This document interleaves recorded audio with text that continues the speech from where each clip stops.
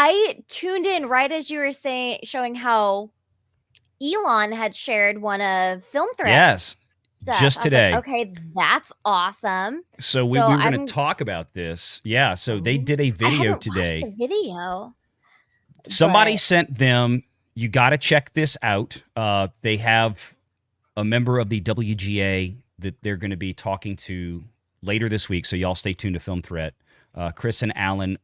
It sounds like it's going to be, and I might have misunderstood. It sounds like it's going to be in a video, and this person may be anonymous, or it may be an article that Alan's putting together for it. I didn't get a chance to watch this whole thing because we were like 10 minutes to showtime here. So, but what happened was somebody sent them, you've got to check this out. It's Amazon's latest thing, and this is what they're talking about here. This is the Amazon DEI initiative, DEIA, which now includes accessibility, which I guess is like a disability reference. Inclusive storytelling. Amazon Studios and Prime Video is home for talent of all backgrounds, and we are working to tell stories that represent the joy, depth, complexity, and drama that exists across our world.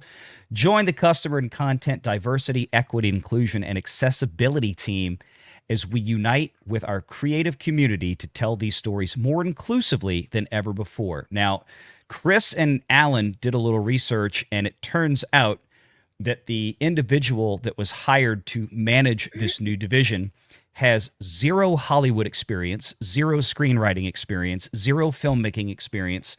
She was an HR director for Caterpillar, you know, the guys that make heavy machinery like bulldozers, cranes, earth movers, things like that. So good luck. But yeah, so they got a great shout out today from Elon on this. Just, you know, and again, it all goes back to trying to raise the specter, get everybody to see what's going on out here. So obviously, now what does this mean for anything and everything on Amazon? We don't know yet, right? Because there's a lot of things that Amazon licenses in or farms out to other people to produce that this may or may not have any impact on. Amazon, Netflix, very different from Disney, because with Disney, everything Disney does is in-house, right? Versus Amazon and Netflix typically farming out to other studios to make almost everything that's on there. So it'll be interesting. So we'll get back to that in just a moment. But let me grab some of these. I just quote tweeted Elon, so hopefully he sees that I tagged both Alan and Sir Frank Gore in there. You mean Chris Gore? No, it's Frank. Oh, it's Frank. So he used to be an NFL running back for the 49ers? No, Frank is his alter ego when he's drunk. Okay. Did you not see that episode of FNT? I know. I heard about it. Somebody kept calling him Frank Gore. Hey. Jay kept calling him Frank Gore. Oh, that's what it was. Okay. Perfect. Yeah. This was a nice little surprise. The Inclusion Playbook. Deep dive into DEIA's Inclusion Playbook. So let's go into this. We all carry biases, conscious or unconscious, that can build barriers and create inequities in the workplace. The work of diversity, equity, and inclusion requires all of us to disrupt those biases, white people, and the longstanding customs and practices in the industry in order to achieve real lasting change. So I'm not sure, but I would think, what are the longstanding customs and practices in the industry? Merit? 9 to 5. Skill? Talent? Achieving the best, wanting to be the best, having things like skin color and ethnicity not matter anything at all. It was just a matter of the product of your work. Do your job, do it well.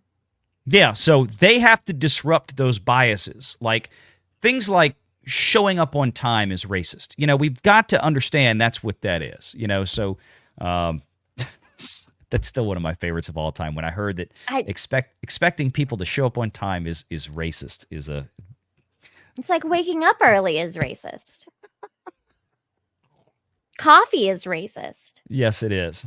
That's why I drink it black. So let me go through, because this is kind of a cold read, and I thought this would be fun to do today, because I'm like, well, it's Super Bowl Sunday, and I was, instead of just doing, a recap on the Disney stuff, I saw this. I'm like, again, shout out to our friends at Film Threat who picked up on this, and then Elon Musk retweeted them.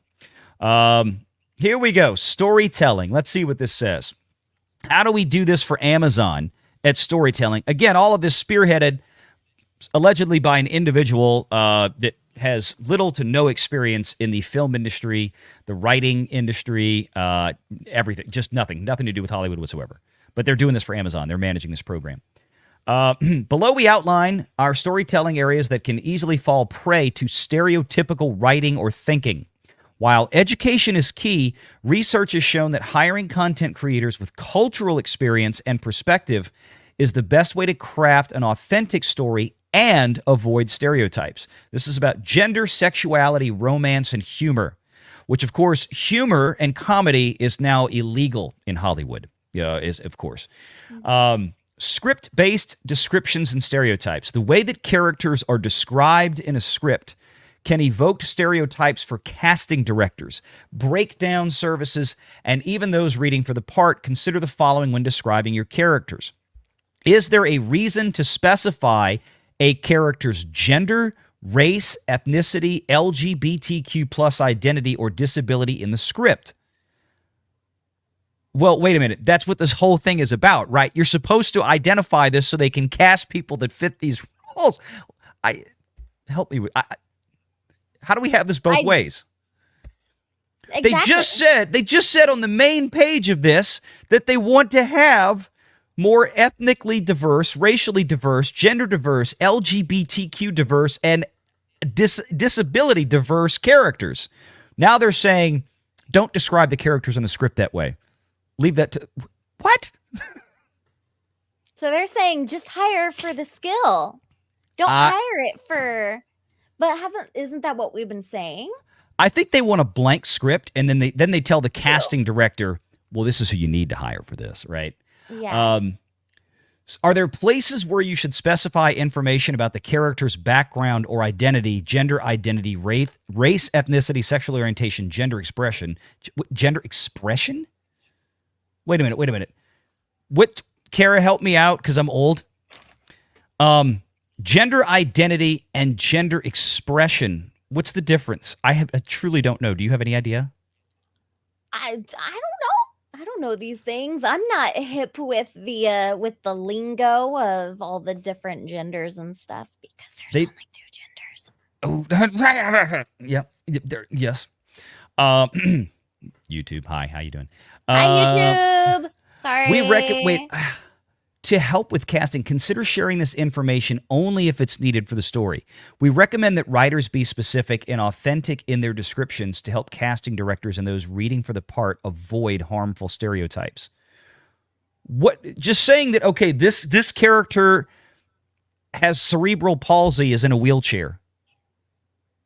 How is that? Like, is that? I don't know what to do with. I mean, what do you just write a character, call him Bob? Well, you can't call him Bob because then that would predispose him being white, and therefore that would be racist. Call him male character. Wait, you can't do that either because you're predetermining their gender, and that's a problem. Okay.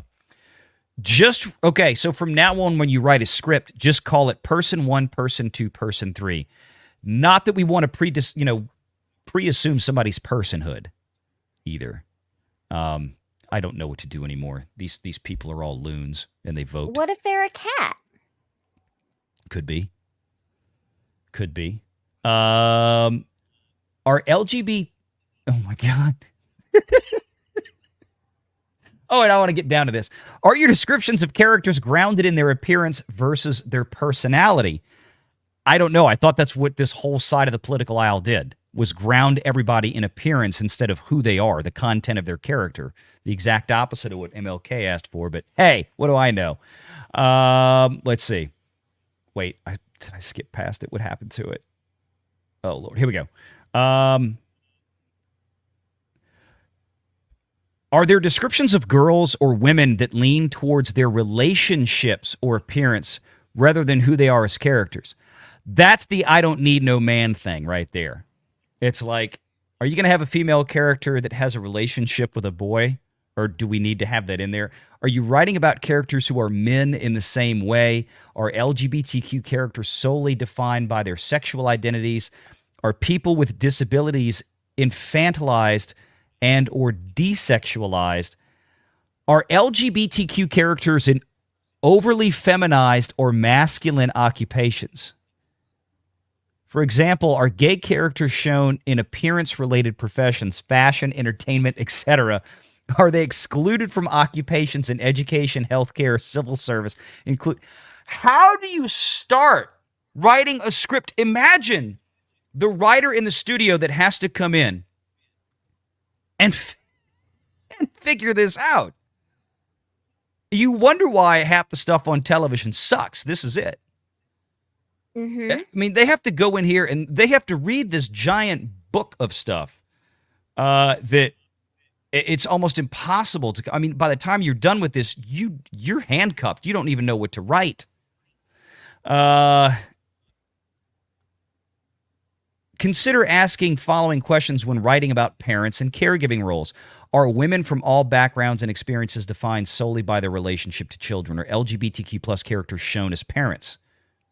Are non-binary characters shown as parents? Are characters with disabilities shown as parents? Are men presented as inept when shown as parents or caregivers? Well, usually they want that. They want men to look inept as fathers. I mean, I can't remember the last time I sat through a movie where 99% of the ones I've seen in the last 20 years where the father wasn't like a bumbling idiot or a drunk or something like this or a loser. When elderly relatives requiring care are included in the story, who provides that care? This is insane. How do you write with all of this? How do you write with all of this? I mean, for black characters, are they shown in connection to violence, either as perpetrators or victims, particularly gang violence? Are they linked to storylines that focus on drugs and addiction or sexual promiscuity? Are they shown as a member of a family unit? I mean, look, this we could spend hours going through this nonsense. Basically, they're saying don't write stereotypes. Don't write stereotypes, but here's the thing. You know why stereotypes exist, right? It's because they're based off of real happenings. Yes. So when you tell a story, sometimes generally, I mean, imagine for a second, like if they wanted to tell how would you make classics? I mean, when they did like Jungle Fever, Boys in the Hood, all those Spike Lee movies from back in the 90s and stuff like this. Could you make that today? If the first thing you're going to do is show black folks dealing with gangs and living, I mean, I don't know how this works anymore in Hollywood. I really don't. And it's amazing just to read through this. I didn't get to read through much of this before the show started, but when I saw the thing with Alan and Chris out there, wow. So hiring behind the camera. Let me find. Let's see, casting. Let's check out casting now. Questions to think about prior to hiring a casting director. Again, this is for Amazon, MGM Studios, Prime, and Freevee. You can see it up there. Do previous productions of the casting director reflect the inclusion you're trying to achieve on screen? Does the casting director have a track record of inclusive casting with women from all races, ethnicities, particularly Black, Hispanic, Latin, or Latina, Asian, Middle Eastern, North African, Native Hawaiian, Pacific Islander, American Indian, Alaska Native, multicultural, multi-ethnic, the LGBTQ plus community, and people with disabilities? Does the casting director's team reflect a variety of viewpoints and experiences? Why? Does every movie and television show now have to be centered around diversity? Like, does not every story, it's getting to the point where it looks stupid. Like every story that's being told is starting to look the same. It's got like, we have the white chick, we have the black guy, we have the Native American person. Like the casting is starting to look very uniform, and it's because of stuff like this. So Instead of just I telling mean, a good think story and of casting the people that the fit the roles, you've got to go in with this. I mean, we made jokes for years. Like everything that came out on Netflix had a gay person in it, and it still does. Like that you had a in gay almost character in every every Netflix show. military movie nowadays has Mhm. a shaved head black woman. Yes. Yeah, that's a And thing. like, That's don't get me definitely a wrong, thing. like Yeah. there are some of them that do a great job, but like every military movie has one now. Yeah. Oh, that's what I'm saying. That's where all of this is coming from. They're like, okay, there's only 3 characters of 4 main characters in this show or movie. So if we can hire, if we make one of the characters a a lesbian black woman, then we've covered 2 or 3 tick boxes. And I mean, I know this sounds terrible, but it's true. I mean, you're reading it right here. It's Disney's doing this, Amazon's doing this. We know Netflix was doing this for a while, although it seems like they've kind of rocked back on it the last couple of years. They've got a lot more content that just works, as opposed to when you watch a show and it's blatantly obvious that they forced a particular cast makeup into this to check diversity boxes, because otherwise it makes no sense. It's like you said a moment ago. It's like all of a sudden it's like now you see a lot of shaved headed black women in like so many roles now, which is like, okay, but like how did this just magically start happening overnight, where it's like this is really, it's kind of sticking out at me. It's like this is, every show has this or that. It's because of this stuff. So you got to imagine what it's like for these writers out there try to put this together. It's got to be absolute hell on earth. Absolute hell. And it's not knocking the actors, don't get me wrong, folks. It's just we're talking about the studio decision to force casts to look a certain way for DEI. Mm-hmm. And it's just gotten silly now, because it's a joke, it's a meme. DEI itself is now the stereotype. That's it. Make sure you're subscribed to Valiant Renegade and join us every Sunday at 6 p.m. Eastern for the live show.